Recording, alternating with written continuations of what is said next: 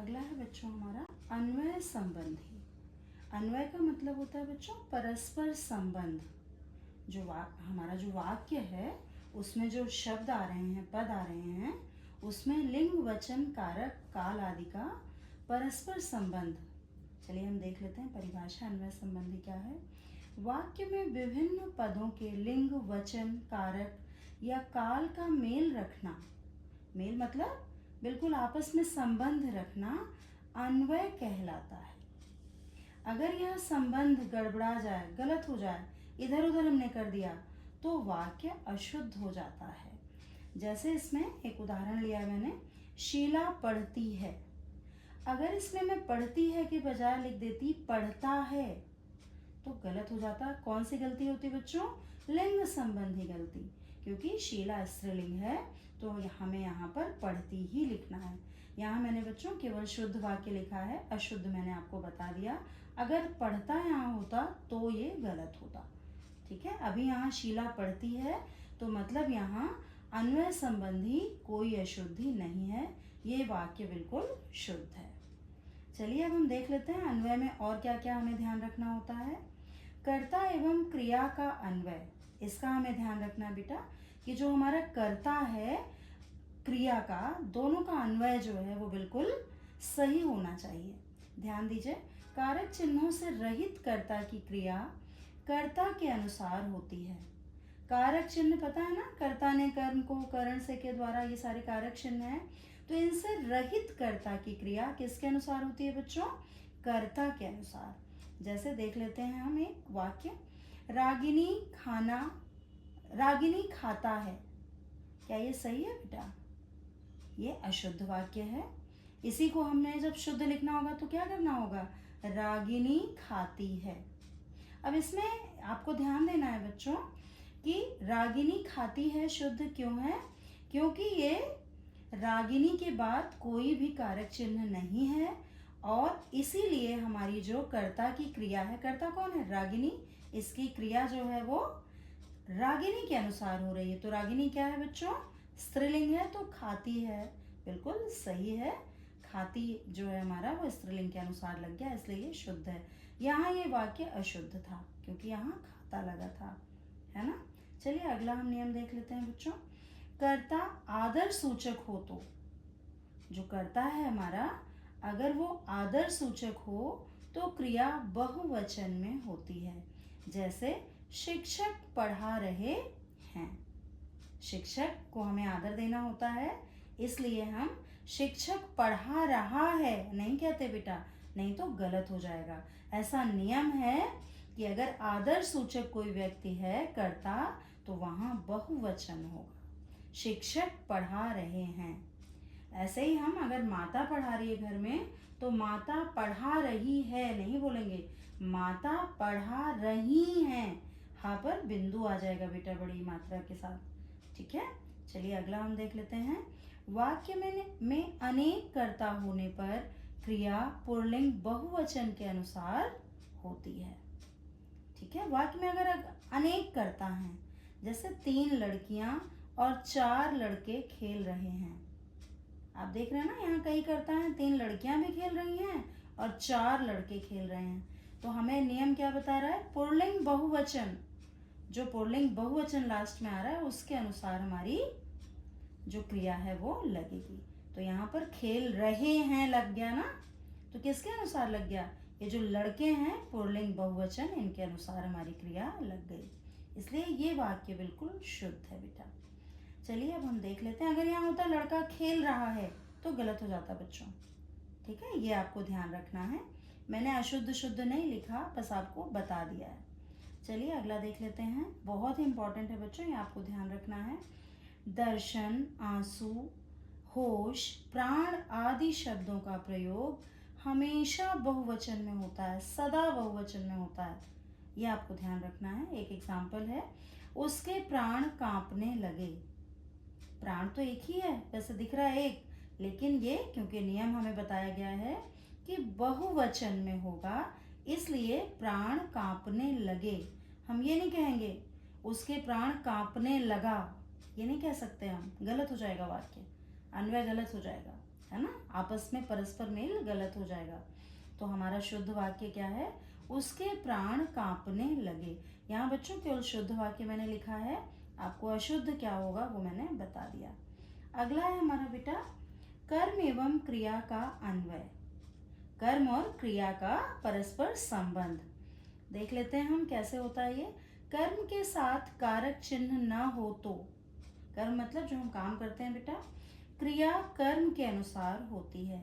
जो क्रिया है वो किसके अनुसार होगी, कर्म के अनुसार होगी, ठीक है। अगर कारक चिन्ह न लगा हो तो क्रिया कर्म के अनुसार होगी। जैसे हमारा एग्जाम्पल है, राधा ने पत्र लिखा। यहाँ आप देख रहे होंगे बच्चों, राधा ने पत्र लिखी नहीं है, लिखा है। क्यों लिखा है, क्योंकि यहाँ पर बच्चों कर्म के साथ कारक चिन्ह नहीं है। इसका कर्म क्या है, पत्र लिखना है ना, तो इसके साथ कारक नहीं लगा है, इसलिए ये हमारा क्रिया किसके अनुसार हो रही है, कर्म के अनुसार हो रही है, ठीक है बेटा। कर्म के साथ अगर कारक चिन्ह लगा होता तो हमारी क्रिया अलग होती, इसलिए यहाँ पर पत्र लिखा लिखा हुआ है बच्चों, ठीक है, क्योंकि यहाँ कर्म के साथ कारक चिन्ह नहीं लगा है, केवल कर्ता के साथ लगा है, ठीक है। क्लियर हो गया। चलिए हम इसके अगला देख लेते हैं। ये मैंने बहुत छोटा लिख दिया बच्चों जगह बचाने के लिए। ध्यान देना, कर्म के साथ कारक चिन्ह होने पर क्रिया पुल्लिंग एकवचन में होती है। कर्म के साथ, ऊपर क्या बताया, कर्म के साथ कारक चिन्ह ना हो तो क्या होगा, और अब बता रहे हैं कर्म के साथ कारक चिन्ह होने पर क्रिया पुल्लिंग एकवचन में होती है। कावेरी ने सबको पढ़ाया। आप यहाँ देख रहे हैं ना, कावेरी ने सबको पढ़ाया। यहाँ कर्म क्या है, सबको। अब यहाँ को लग गया है बेटा, है ना, को लगा है ना, यहाँ पे ध्यान दीजिए। कर्म के साथ कारक चिन्ह यहाँ है, इसलिए क्या हो गई, पढ़ाया यहाँ पर आ गया। क्यों, क्योंकि हमारा नियम कह रहा है कि क्रिया पुल्लिंग एकवचन में होती है, इसलिए यहाँ पढ़ाया आ गया। अगर आप पढ़ाई लिखेंगे यहाँ तो गलत हो जाएगा बच्चों। अगला है बच्चों हमारा 3rd नंबर, ने संबंधी कुछ सामान्य अशुद्धियाँ। ने से संबंधित बहुत कॉमन अशुद्धियाँ होती हैं बेटा। हमें लगता है कि सेंटेंस हमारा सही है, लेकिन हमारे नंबर कट जाते हैं। तो ध्यान दीजिए, मैंने यहाँ कुछ उदाहरण लिए हैं जो बहुत ही एग्जाम में आते हैं अक्सर। पहला वाक्य है, हम खाना खा लिए हैं। अक्सर लोग कहते हैं हम खाना खा लिए हैं, जबकि ये गलत है। हमारा शुद्ध वाक्य क्या है बेटा, हमने खाना खा लिया है। यहाँ ने का प्रयोग हमें सही से करना है, हमने खाना खा लिया है। अगला उदाहरण है हमारा बच्चों, उसने पुरस्कार पा चुका है। आपको भी लग रहा होगा यहाँ ने का गलत प्रयोग किया गया है, सेंटेंस गलत लग रहा है ना। सेंटेंस सही क्या है, शुद्ध वाक्य क्या है, उसने पुरस्कार ले लिया है, ठीक है बेटा। अगला उदाहरण है हमारा, वह हरिद्वार घूमा। लग रहा है सेंटेंस सही, कुछ कमी लग रही है ना। सही आंसर है, उसने हरिद्वार घूमा, ठीक है बेटा, उसने हरिद्वार घूमा। अगला है हमारा, मैं यह काम नहीं किया। अक्सर लोग बोल देते हैं जल्दी में, मैं यह काम नहीं किया, ऐसे बोल देते हैं ना, गलत है वो। अगर आप गलत बोलेंगे बेटा तो गलत लिखेंगे भी, इसलिए हमेशा सही वाक्यों का प्रयोग करें। मैंने यह काम नहीं किया, ये बिल्कुल शुद्ध वाक्य है, मैंने यह काम नहीं किया। अगला है बेटा, मैंने हंस पड़ा। ये तो समझ में ही आ रहा है, ये गलत है। यहाँ क्या होना चाहिए, यहाँ भी ने का गलत प्रयोग किया गया है, यहाँ पर ने का प्रयोग बिल्कुल नहीं होगा। आंसर सही क्या होगा, मैं हंस पड़ा, ठीक है। तो ये ने संबंधी कुछ सामान्य शुद्धियाँ हैं, इस पर आपको ध्यान देना है। अगला है हमारा बेटा लास्ट, विराम चिन्हों के प्रयोग संबंधी हम बहुत सारी अशुद्धियाँ करते हैं। तो यहाँ पर हमने आपके लिए मैंने 2 उदाहरण ले लिया। देखो मैं क्या बोल रही थी, हमने गलत था, मैंने बोलना है ना। मैंने आप सभी के लिए ये 2 वाक्य लिए हैं, ध्यान दीजिए इस पर। क्या हुआ बेटा, तुम इतने घबराए हुए क्यों हो, ये आपको वाक्य सही लग रहा होगा, लेकिन इसमें विराम चिन्हों का गलत प्रयोग किया गया है बच्चों। एग्ज़ाम में अक्सर आ जाता है ये, और ये गलतियां हो जाती हैं, तो आपको इसका अभ्यास करना है। ध्यान दीजिए, ये आपका उद्धरण चिन्ह आ जाएगा यहाँ। क्या हुआ बेटा, फिर क्वेश्चन मार्क, तुम इतना घबराए हुए क्यों हो। क्वेश्चन मार्क के बाद उद्धरण चिन्ह यहाँ बंद कर देंगे। ठीक है, अगला है हमारा बच्चों, अगला है हमारा, तो बच्चों हमारा थर्ड क्या है, ने संबंधी कुछ सामान्य अशुद्धियाँ। ने संबंधी हम बहुत सारी अशुद्धियाँ करते हैं बच्चों, तो इसको आपको सीखना बहुत ज़रूरी है। ध्यान दीजिए, हम खाना खा लिए हैं। इस वाक्य को पढ़ने में गलती लग रही है ना, गलत है कुछ, देख लेते हैं हम शुद्ध वाक्य क्या है। हमने खाना खा लिया है, ये बिल्कुल शुद्ध है। यहाँ पर हम नहीं होगा, हमने होगा बेटा, और लिए हैं नहीं होगा, लिया है होगा। हमने खाना खा लिया है, ये बिल्कुल शुद्ध वाक्य है। अगला है बेटा क्वेश्चन, उसने पुरस्कार पा चुका है। ये आपको समझ में आ रहा होगा, बिल्कुल गलत है।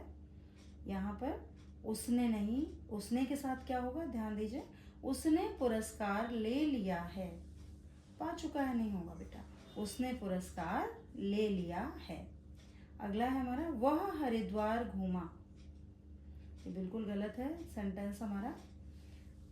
यहाँ पे क्या आना चाहिए, उसने हरिद्वार घूमा।